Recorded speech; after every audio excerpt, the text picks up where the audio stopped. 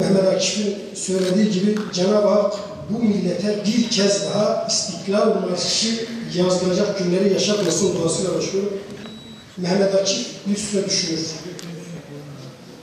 Ucunda para ödülü olduğu için çok da yazmaya yanaşmaz.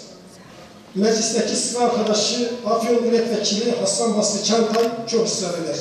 Kendisiyle aynı zamanda Taceddin dergahında ufacık bir yerde parayı var. Mehmet Akif bu ısrarları kıramaz ve Taceddin dergahında bir sabah namazından sonra elindeki çakıyla duvara yazmaya başlar. Korkma der, korkma, seni yırtıp atıyor. Değil mi? 1400 sene önce de mağaradaki 3 kişiden biri arkadaşına korkma, la tahsen, Allah bizimle beraberdir. Korkmayın milletim. Bu millet, bu irade, bu imana sahip olduğu sürece el sarıp bu topraklarda boy gösteremez. Niye 500 liraya alıyorsun? Hem bana borcum var, ötesi sırtında palton yok.